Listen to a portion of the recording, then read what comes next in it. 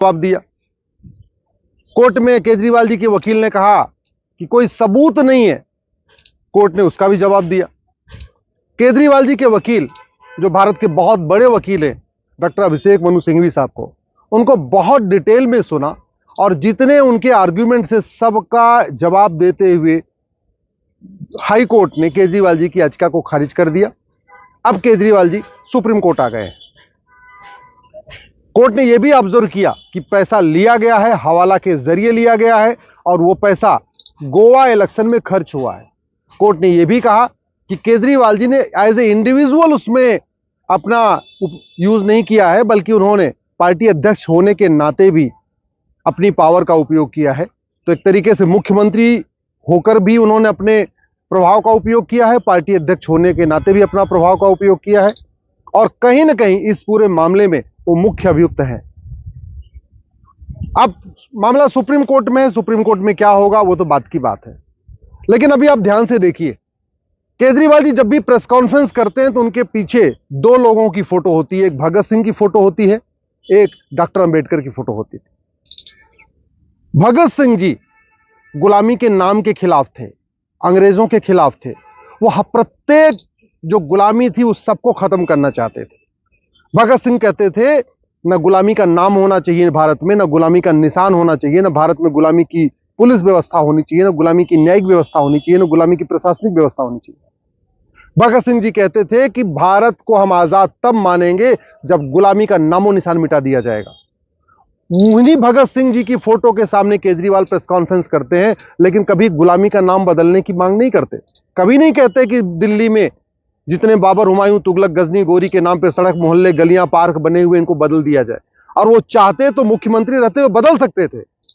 मुख्यमंत्री के पास इतना अधिकार है कि वो दिल्ली के सड़क, मोहल्ले, गलियों का नाम बदल दे। दिल्ली में एक उनके मंत्री है गोपाल राय, वो तो बाबरपुर से विधायक है, तो आज तक उन्होंने बाबरपुर को भी बदलने का प्रयास नहीं किया। 3 बार मुख्यमंत्री हो गए, भगत सिंह जी की फोटो लगा के प्रेस कॉन्फ्रेंस करते हैं, लेकिन भगत सिंह जी की बात नहीं मानते। न गुलामी का नाम हटाने की बात करते हैं, न गुलामी का निशान हटाने की बात करते हैं, न गुलामी की पुलिस व्यवस्था बदलने की मांग करते हैं, न गुलामी की प्रशासनिक व्यवस्था बदलने की मांग करते हैं। और तो और छोड़ो, खुद को ईमानदार बताते हैं, लेकिन 3 बार मुख्यमंत्री होने के बावजूद भ्रष्टाचार के खिलाफ कभी उन्होंने कठोर कानून बनाने के लिए विधानसभा में एक प्रस्ताव भी नहीं पास किया। दिल्ली विधानसभा के कई बार सत्र बुलाए गए, उल्टे सीधे चीजों पे सत्र बुलाए गए, किसान आंदोलन पे सत्र बुलाया गया, किसान कानून पे दिल्ली विधानसभा का सत्र बुलाया गया। हर उस काम के लिए दिल्ली विधानसभा का सत्र बुलाया गया जो केजरीवाल जी के दायरे में नहीं आता, दिल्ली सरकार के अधीन नहीं आता। लेकिन जो दिल्ली सरकार के अधीन आता है और जिसके लिए आम आदमी पार्टी बनी, जो कहते हैं मैं ईमानदार हूं, आज तक उन्होंने कभी भ्रष्टाचार के मुद्दे पे दिल्ली विधानसभा में कभी एक सत्र बुलाया नहीं, कभी चर्चा भी नहीं किया।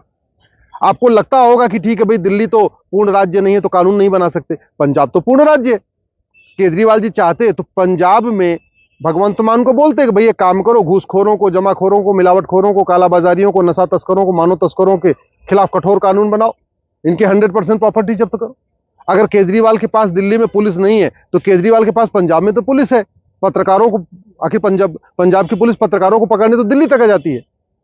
तो पंजाब की पुलिस ने आज तक किसी वहां नशा तस्कर खिलाफ तो कार्रवाई नहीं किया, मानव तस्कर खिलाफ तो कार्रवाई नहीं किया। पूरी तरीके से पंजाब में कन्वर्जन हो रहा है, वो तो उन्होंने कार्रवाई किया नहीं। पूरी तरीके से पंजाब में मानव तस्करी हो रही है, भगवंत मान ने अभी तो कुछ किया नहीं। तो करने को बहुत कुछ कर सकते हैं। दूसरी फोटो लगाते हैं केजरीवाल जी बाबा साहब अंबेडकर की। पाखंड देखिए, फोटो है बाबा साहब अंबेडकर की। बाबा साहब अंबेडकर कहते थे समान शिक्षा होनी चाहिए, समान नागरिक संहिता होनी चाहिए, समान धर्मस्थल संहिता होनी चाहिए, समान पुलिस संहिता होनी चाहिए। बाबा साहब तो रिफॉर्मेटिव व्यक्ति थे, वो तो हर चीज को वैज्ञानिक दृष्टिकोण से देखते थे। बाबा साहब अंबेडकर कहते थे हमारा प्रत्येक कानून दुनिया का सर्वोत्तम कानून होना चाहिए। लेकिन बाबा साहब की क्या इच्छा थी उस पर दिल्ली विधानसभा में कभी चर्चा नहीं हुई। भगत सिंह जी की क्या इच्छा थी उस पर दिल्ली विधानसभा में कभी चर्चा नहीं हुई।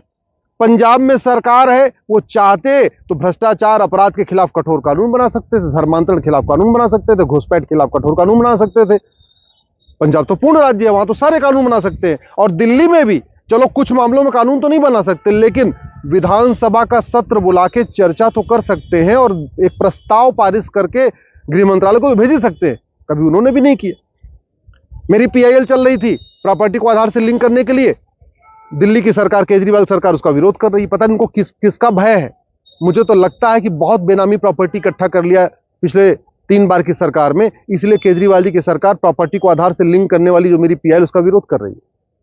मैंने कहा कैशलेस दिल्ली को कैशलेस बनाइए, वो कैशलेस भी नहीं होने दे रहे हैं। इसका मतलब उनको हवाला के जरिए जो फंडिंग हो पसंद है, वो चाहते हैं कि कैश का व्यापार चलता रहे, काला धन चलता रहे।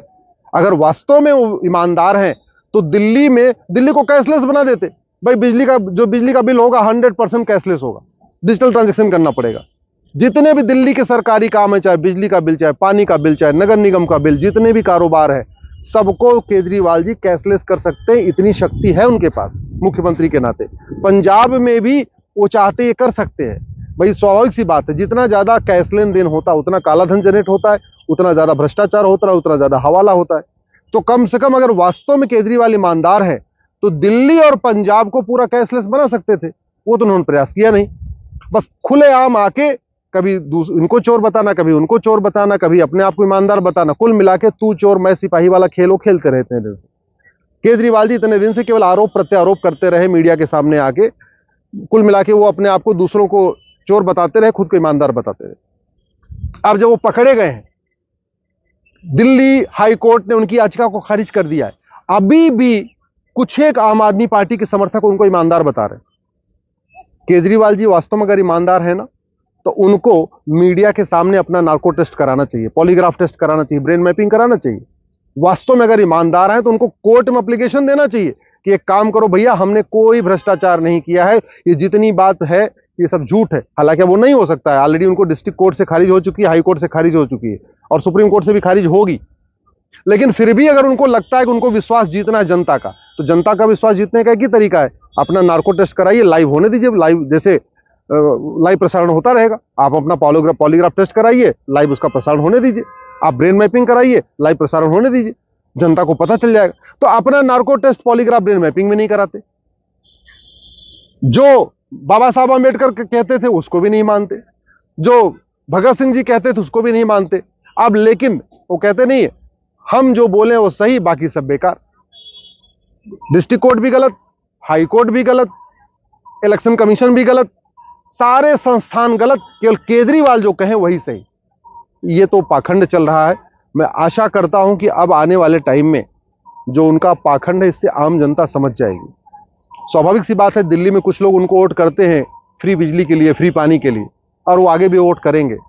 कुछ लोग मुफ्त में राशन के लिए वोट करते हैं, वो करेंगे। लेकिन आम जनता को समझने की जरूरत है कि इस तरीके का जो झूठ का पाखंड है, जो सफेद झूठ बोली जा रही है, ये ठीक नहीं है। न दिल्ली के हित में है, न देश के हित में है। और सजा उनको कितनी मिलेगी ये तो कोर्ट तय करेगा, लेकिन मुझे पूरा विश्वास है अब इस मामले में उनको कठोर दंड मिलेगा। और एक बात और, अभी तो जांच केवल काले धन की हो रही है। मेरा व्यक्तिगत मानना है अब जांच खालिस्तान से नेक्सस का भी होना चाहिए। आखिर केजरीवाल और आम आदमी पार्टी के नेता खालिस्तानियों के खिलाफ क्यों नहीं बोलते? आज तक कभी केजरीवाल ने खुलेआम क्यों नहीं कहा कि वो खालिस्तान के खिलाफ है? इस बात की भी एनआईए से जांच होनी चाहिए कि खालिस्तान और केजरीवाल के बीच में क्या नेक्सस है। जब खालिस्तान के नेताओं ने बोला कि हमने फंडिंग दिया है, उसके बावजूद केजरीवाल ने नहीं कहा कि हाँ हमने फंडिंग नहीं लिया है, तो इसकी गंभीरता के साथ जांच होनी चाहिए।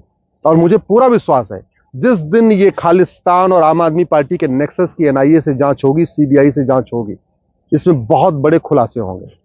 मैं 2014 में मैं कहता था अरविंद केजरीवाल भ्रष्टाचार थे, कोई मानता नहीं था, मैंने पार्टी छोड़ दिया। कुमार विश्वास ने कुछ आवाज उठाया, वो भी पार्टी से बाहर। जिन जिन लोगों ने केजरीवाल के खिलाफ आवाज उठाई वो सारे बाहर। सबको लगता था नहीं केजरीवाल ईमानदार है, हम लोग झूठ बोल रहे हैं। हमने 2014 में कहा था इनका अलगाववादियों के साथ इनका नेक्सस है, गलत फंडिंग लेते हैं, काले धन की फंडिंग लेते हैं। 10 साल के बाद 2024 में कोर्ट ने भी माना जो बात मैंने 2014 में कहा था कि ब्लैक मनी से फंडिंग होती है, हवाला से फंडिंग होती है।